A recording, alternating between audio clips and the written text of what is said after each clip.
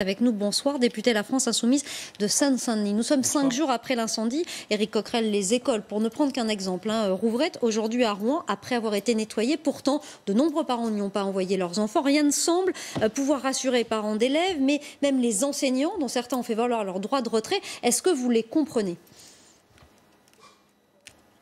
Ben oui, parce que je vous rappelle qu'on est le pays où on a expliqué que le nuage de Tchernobyl s'arrêtait aux frontières. Voilà. Et je crois que ça, c'est quelque chose qui a, à juste titre, traumatisé les Français. Et là, on a quand même des images assez étonnantes. C'est-à-dire, on a des réactions tout de suite d'un préfet qui explique quasiment pas de risque de toxicité, alors que les policiers sont équipés de protection, alors que la population, elle n'a rien. On nous dit, il n'y a pas de problème, mais d'un autre côté, on ne peut pas manger les produits agricoles qui ont été en contact avec le nuage. Donc, vous voyez, les contradictions fait que les Français ont envie de savoir la vérité. Et nous, ce que nous disons, on rajoute deux choses. Et c'est pour ça, d'ailleurs, qu'on a demandé une commission d'enquête. C'est pour ça que je serai demain à cette manifestation. C'est que d'abord, il y a eu plusieurs accidents dans cette usine. 2013, 2015, 2019. On voudrait savoir qu'est-ce qui a été fait par la suite de ces accidents. Et puis on peut pas ne pas se poser le problème de l'inspection en France. Je ne sais pas si vous savez, mais sur les chiffres que je vous donne sont les chiffres que je donne en tant que rapporteur de la mission parlementaire au niveau des finances qui s'occupe justement de cette direction ministérielle. Il y a moitié moins d'inspections qu'il y a 15 ans en France, de fait de réduction des effectifs, et ces effectifs continuent à diminuer. Ils sont prévus diminuer encore pour le budget 2020. Donc on ne peut pas continuer à faire plus, c'est-à-dire à la fois s'occuper des risques industriels, aussi des risques naturels qui augmentent avec la question du climat, et avec moins. Et ça aussi, c'est une question qui doit être évidemment posée. Alors je vais reprendre, si vous le voulez bien, les questions dans l'ordre, ou en tout cas dans un certain ordre. Est-ce que vous pensez, quand vous dites qu'il faut dire toute la vérité, est-ce que vous sous-entendez que le gouvernement, l'exécutif, cache quelque chose ? En tout cas, moi, ce que je constate, c'est qu'il faut qu'il explique pourquoi il y a des contradictions. Voilà, tout simplement. Ils expliquent aux Français pourquoi, d'un côté, on dit qu'il n'y a pas de danger, et puis d'un autre côté, on dit qu'il ne faut pas consommer les produits agricoles. Chacun comprendra que c'est contradictoire. J'entendais ce matin encore un scientifique qui disait il n'y a pas de problème en termes d'inhalation, mais en termes d'absorption, oui. Bon, vous imaginez bien que ça, c'est quelque chose qui inquiète les populations, parce que les produits la suie se déposent partout. Comment allez-vous vérifier qu'il n'y a pas d'absorption par un enfant? Donc voilà, je crois qu'il faut véritablement qu'il y ait une étude. Alors, il y a des gens très sérieux qui travaillent là-dessus. INERI, c'est un établissement public en qui, moi, pour ma part, j'ai entière confiance, même si là aussi, il faut regretter que leur budget baisse, parce que c'est toujours le problème. Mais je crois que tout ça, il va falloir aller au bout. Et il va falloir aller aussi au bout de savoir, est-ce que depuis une dizaine d'années, tout est fait vis-à-vis d'un établissement je vous rappelle quand même, qui est Seveso+, c'est-à-dire vraiment le degré le plus haut au niveau des usines classées Seveso, et qui est dans une ville de 400 000 habitants, au cœur d'une ville. Donc voilà, toutes ces questions-là maintenant doivent être mises sur la table. Alors il reste une interrogation sur l'origine aussi de cet incendie. Une information qui nous est parvenue ce soir, c'est que la direction de l'usine porte plainte parce que elle soupçonne un incendie d'origine extérieure. C'est un autre sujet, mais ça fait partie des informations que l'on peut aussi donner ce soir. Renaud Pilat, qui est à mes côtés, a une question pour vous, Éric Coquerel. Oui, Éric Coquerel, au moment où la parole politique et même scientifique est décrédibilisée, quelle est votre solution? Quelle aurait dû être la solution? Est-ce que vous auriez souhaité que, par exemple, depuis 4 jours, toute la population de l'agglomération reste chez elle? Écoutez, peut-être qu'à titre de précaution, oui. À titre de précaution, oui. Ou en tout cas, il aurait fallu expliquer à la population pourquoi on lui disait qu'elle pouvait sortir normalement. Et puis d'un autre côté, pourquoi les policiers étaient équipés de protection contre la pollution. Rien que ça, c'est déjà quelque chose qui aurait dû être fait.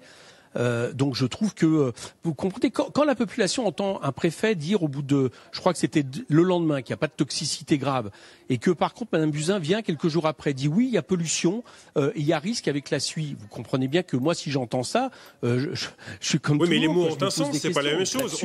On peut avoir des odeurs gênantes, mais qui ne soient pas toxiques. Mais... Vous voyez ce que je veux dire? Est-ce qu'il n'y a pas le risque de tout confondre et de confondre les mots et d'affoler la population? Non, non, non, non. La question n'est pas d'affoler la population. La question, elle est encore une fois, là pour le coup, ce sont des faits. La suie qui s'est déposée de ces produits, je rappelle que c'est des additifs à des carburants, à des huiles, etc. La suie qui s'est déposée, elle est toxique. Ça, tout le monde le sait. C'est pas une chose que même le gouvernement le reconnaît. Donc après, est-ce que les mesures ont été prises de manière suffisamment forte pour que cette suie qui se retrouve, je vous rappelle, dans les Hauts-de-France également, la population se retrouve protégée.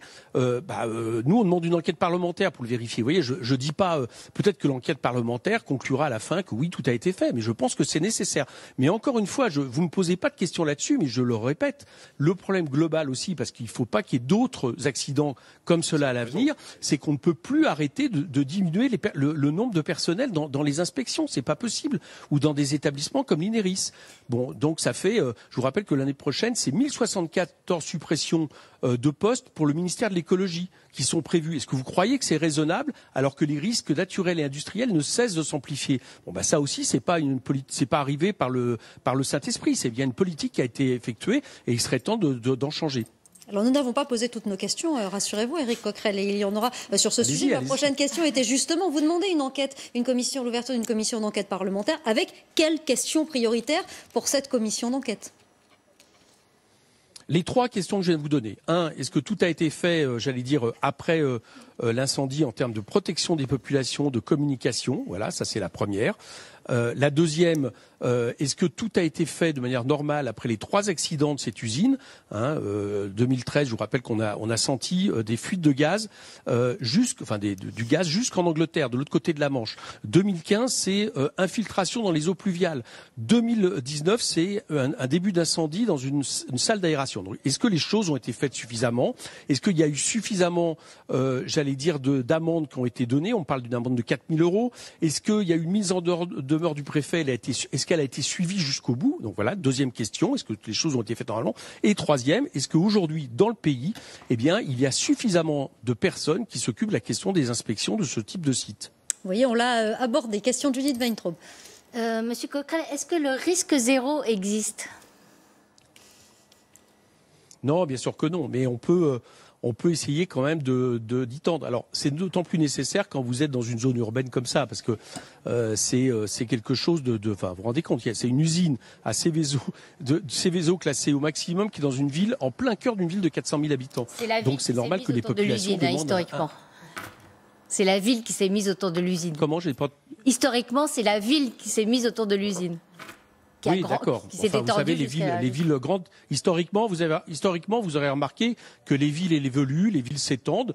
Bon, c'est un autre problème, mais les villes s'étendent, donc on doit prendre en compte des mesures par rapport à ça. Voilà, c'est comme ça. Il y a une augmentation de la population urbaine. On n'a plus la moitié de la population rurale comme après la guerre. C'est un fait. Ça s'étend, donc il faut prendre des dispositions en conséquence. Bon, donc il faut, à partir de là, il faut tendre vers le risque zéro. Ça, c'est clair. Il faut essayer de tendre vers le risque zéro et au moins se dire qu'on a tout fait pour ça. Moi, je crois que c'est ça le principal, encore une fois, avec des produits qui sont hautement toxiques. J'entendais, par exemple, alors je sais pas, là, si je comprends bien, s'il y a plainte, c'est que il y a une suspicion d'incendie criminel, sinon il n'y aurait pas plainte. Mais dans ces cas-là, on va se poser la question, est-ce que l'usine ce lieu-là était suffisamment surveillé? Parce que s'il peut y avoir à un moment donné un incendie criminel, on peut se poser ces questions-là. Bon, voilà, il faut aller jusqu'au bout, parce que on peut pas supporter un nouvel AZF. Bon, là, on en est heureusement pas là, mais on peut pas supporter un nouvel AZF. Et en tout cas, je comprends que les gens ont pas envie d'être des cobayes par rapport à une usine d'un tel danger. Il faut aussi vérifier si tout a été fait. Je vous rappelle quand même que le patron de cette usine, c'est Monsieur Warren Buffett, qui est quand même un très grand capitaliste. Rappelez-vous, c'est celui qui expliquait qu'il y avait une guerre des classes et que c'était sa classe qui l'avait remportée. Donc c'est pas quelqu'un de tendre. Il faudrait aussi savoir si on n'a pas, à un moment donné aussi, pensé avant tout aux actionnaires plutôt qu'aux questions de sécurité. Voilà, toutes ces questions-là, je n'y réponds pas, mais vous voyez bien qu'il faut enquêter pour le savoir. Alors il y aura la commission d'enquête parlementaire, puis il y a parallèlement des enquêtes et des procédures qui sont ouvertes et qui sont menées aussi pour déterminer notamment l'origine de cet incendie. Question que je ne vous ai pas posée tout à l'heure quand je vous ai demandé si vous pensiez que le gouvernement cachait quelque chose ou avait quelque chose à cacher. Pourquoi le ferait-il? Pourquoi le gouvernement a caché des choses au moment du nuage de Tchernobyl, à votre avis? C'était pour, à un moment donné, ne pas remettre en question la question de l'industrie nucléaire en France, parce qu'il a caché des choses, tout le monde le sait maintenant. Donc voilà, moi je ne jette pas a priori un discrédit, mais je suis de ceux qui pensent que il faut toujours qu'il y ait un contre-pouvoir qui puisse enquêter sur sur la vérité. Voilà, et donc l'Assemblée est un contre-pouvoir. C'est pour ça qu'on demande une contre-enquête, une enquête parlementaire. Une toute petite question, si vous me permettez. Il y a eu une enquête, un inspecteur est venu inspecter l'usine début septembre. Est-ce que vous avez, vous, le parlementaire que vous êtes, regardé ce rapport et regardé ce qu'il contenait? Est-ce qu'il contenait des préconisations de sécurité? Alors je l'ai demandé parce que justement, en fait, du fait de ma mission parlementaire, il se trouve que par hasard, c'était en lien avec la mission que je faisais. Hein. C'était un hasard. J'ai vu le jour même de l'incendie, le directeur général adjoint de la direction générale de prévision des risques. Donc, il m'a effectivement dit, il y a eu une inspection il y a 3 semaines. Alors après, j'ai compris que c'était en lien avec les différents accidents de cette usine, et j'ai demandé le rapport. Donc, je pense que j'aurai le rapport là-dessus dans les jours à venir. Je l'ai demandé, en tout cas. Merci beaucoup, Éric Coquerel, d'avoir répondu à nos questions ce soir, et vous participerez demain à la manifestation qui est organisée, notamment aussi avec des représentants d'Europe Écologie.